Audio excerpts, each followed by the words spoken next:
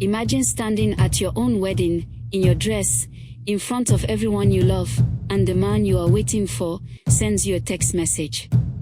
Not a phone call. Not a conversation. A text. Through his groomsman. In front of 400 people. That is exactly what happened to Tiwalade Adeyemi.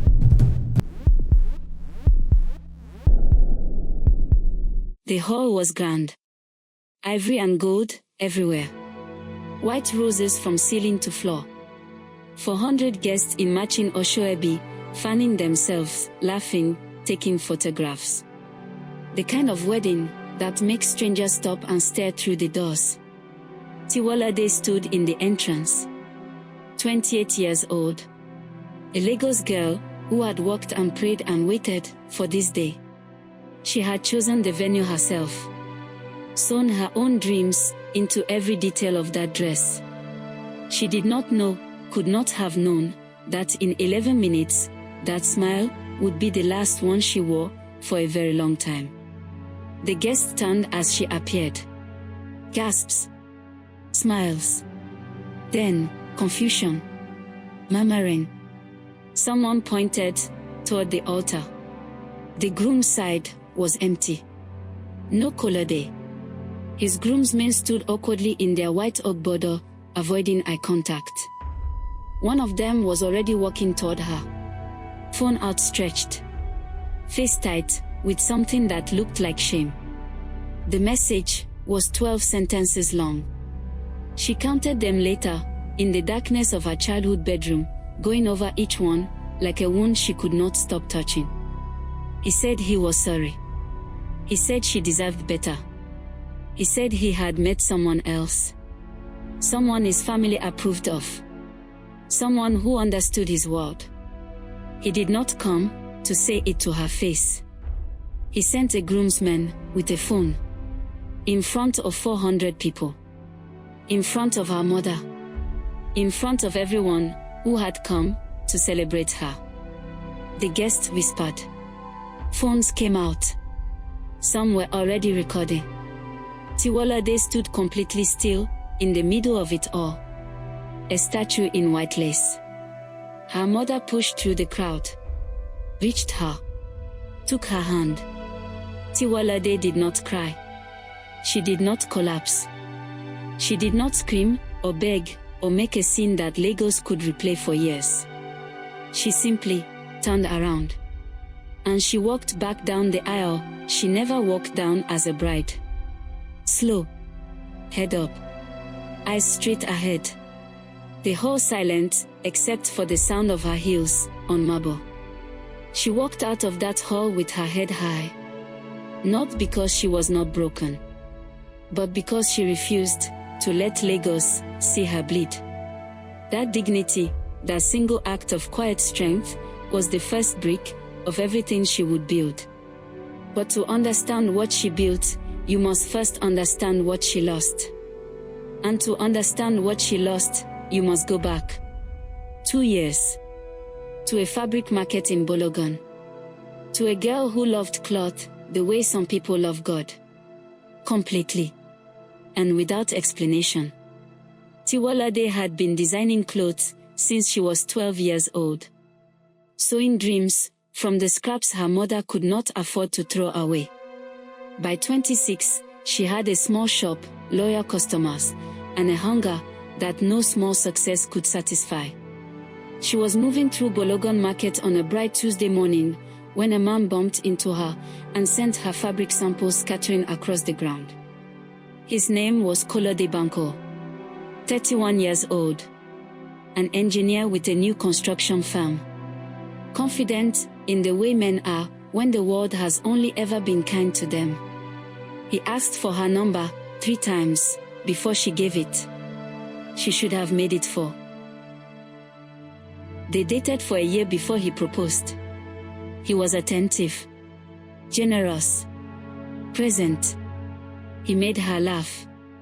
But her mother saw something Tiwalade did not want to see. They were sitting at the kitchen table one evening, 6 months before the wedding, when her mother set down her tea and spoke carefully. "Tiwa, that boy loves the idea of you. I am not sure he loves you. Tiwalade laughed it off. Mama, you worry too much. He proposed, didn't he? Her mother looked at her for a long moment. A ring is not a character, my daughter. For just a second. Tiwalade paused. A small quiet doubt she did not want to name. Then she pushed it away. She was 28. In love for the first time, with her whole chest. And she had a wedding to finish planning. So she did what hopeful people do. She ignored the feeling. And kept moving forward. The weeks after were the kind that leave marks. She did not eat well. She did not sleep well. She opened her small shop every morning out of muscle memory, and closed it every evening, without remembering the hours between.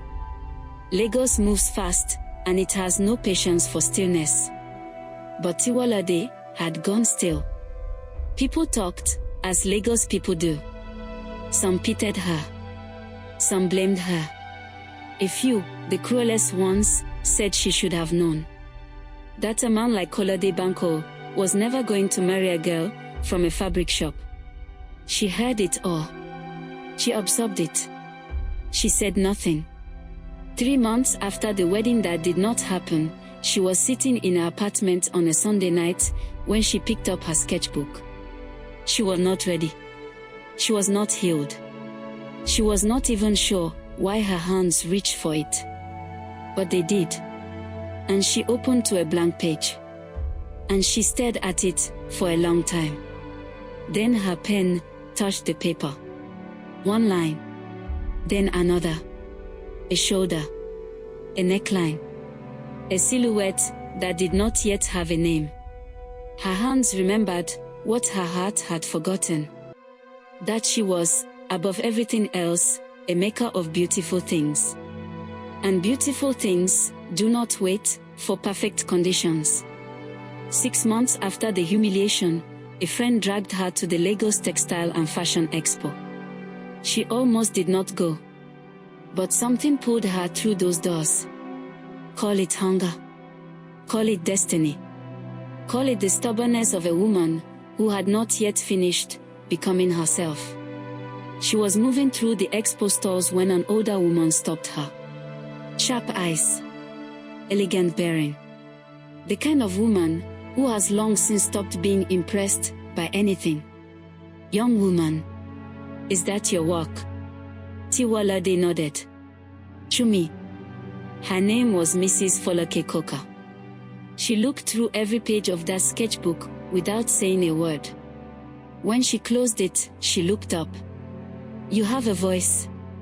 Most designers have skills. Skills are everywhere in this city. Voice is rare. What are you doing with this? I have a small shop in. That is not what I asked. What are you doing with this? Nobody had ever asked her that question. Not like that. Not expecting a real answer. And for the first time, since November, something woke up behind her eyes. Mrs. Folake Coker gave her 3 things. A small business loan. An introduction to her fabric suppliers. And one piece of advice that Tiwalade wrote on her bathroom mirror in red lipstick and read every morning for 2 years. Build something that does not need to apologize for existing. Tiwalade took the loan, rented a proper atelier in Lekki, and began. She called her label Tiwa. Simple. Unapologetic. Her name, standing alone, needing nothing beside it. She walked like someone with something to prove. Because she was. Late nights at the sewing machine. Early mornings sketching. Fabric samples spread across every surface. The first TIWA collection sold out in 4 days. The second collection had a waiting list. By the end of her first year, TIWA had been featured in 3 Lagos lifestyle magazines, won by 2 Nollywood actresses on red carpets, and shortlisted for the Nigerian Fashion Council's Emerging Designer Award. She was 30 years old. A team of 22. a flagship store on Omodu Bello Way, a second store in Abuja. And now, she was standing at a podium, in front of the industry, that had once seemed impossibly far away. I started this label, with a loan, a room, and a reason. The reason is mine. But the label belongs to every woman, who was told she was not enough. You are more than enough. Build anyway. The room rose to its feet. She did not mention the wedding. She did not mention his name. She did not need to. Everyone in that room already knew. And that was enough. What Tiwalade did not know was that Kolade Bankole was watching the awards live stream from his office. Alone. His construction firm had taken on a government contract that turned complicated in the way Nigerian government contracts sometimes do. 3 investors had pulled out. The bank was sending letters that were getting shorter and colder with each one. And the woman his family had approved of, the one he had left Tiwalade for, had left him 14 months into the marriage. He watched Tiwalade on that screen, composed, luminous, the whole room standing for her, and he felt something he had no honest name for. The call came through Tiwalade's assistant on a Monday morning. Bankole Construction was seeking refinancing. Their proposal had landed on her desk, the same as any other file. Her assistant presented it carefully, watching her face. Tiwalade looked at the file. Then she looked out the window, at Lagos Island spread below her, on the 14th floor. Schedule the meeting, she said. Her assistant blinked. You want to meet him? Schedule the meeting, she said again. And she smiled, slowly, privately, in a way that made her assistant decide not to ask any further questions. She had a plan. What nobody knew was that Tiwalade had known about Bankole Construction's troubles for 3 months. She had watched it the way you watch something from a careful distance. Quietly. Patiently. The land his project was built on was disputed. The court had ruled. The construction was frozen. And the government, in the way governments do, had quietly stepped back and left Kolade to absorb the loss alone. What also nobody knew was that TIWA Capital had 6 months ago quietly acquired a 30% stake in the company that owned the disputed land. She had not done it for this moment. She had done it because it was a sound investment. But when the court ruled in her favor, she had allowed herself one quiet evening of satisfaction before filing it away and moving on. Until his proposal landed on her desk. And she thought, why not let him come to her? The TIWA Capital boardroom. 14th floor. Floor-to-ceiling windows. Lagos laid out below, like a map of everything she had built. Tiwalade sat at the head of the table in an all-white suit, entirely her own design. Braids freshly styled. Lipstick red. 2 advisors flanking her. A single folder on the table in front of her. Closed. The doors opened. Kolade walked in. He saw her immediately. For just a fraction of a second, he stopped. Then he straightened, adjusted his jacket, and walked to his seat. He looked tired. Not the tired of one bad week, but the tired of a man who had been making wrong choices for 2 years, and was finally feeling the full weight of each one. They went through the proposal. His associates presented the numbers. Her advisors asked sharp questions. Kolade answered them. It was, in every outward way, a standard investment meeting. Then Tiwalade set down her pen. Mr. Bankole, before we continue, I want to make sure you have the full picture of what TIWA Capital has been reviewing. She slid a document across the table toward him. He looked down at it. Read the first paragraph. Then read it again. The color shifted in his face. He looked up slowly. You knew, he said. It was not a question. I knew, she confirmed. Pleasantly. for some time. And you still agreed to this meeting. Of course. She folded her hands on the table. I wanted to look you in the eye when I told you. So what is this? He said. Revenge. Tiwalade considered the word, as if she were tasting it. No, she said finally. Revenge would mean I spent 2 years thinking about you. I did not. This is just business. Your project is built on land that is now partially mine. That was not something I arranged. It simply happened because I was paying attention and you were not. She leaned forward slightly. But since we are here, and since you asked, let me tell you what this is. This is the consequence of a decision you made in November, 2 years ago. Not the decision to leave me. That was your right. But the decision to do it the way you did it. With a phone. Through a groomsman. In front of 400 people. You did that because you thought it did not matter how you treated me. Because you looked at me, at my small shop, at my sketchbook, at everything I was building, and you decided it was not enough. That I was not enough to deserve a conversation. Not enough to deserve your presence. Not enough to be told the truth, face to face. I want you to know that I have thought about that. And I have decided, you were right. You were right that I was not enough. I was not enough for who you were then. But who you were then could not afford who I am now. She stood. TIWA Capital will not be proceeding with your refinancing proposal. The numbers do not work for us. She reached into the folder and slid one final document across to him. However, there is a company called Rise Build. A young construction firm. 2 years old.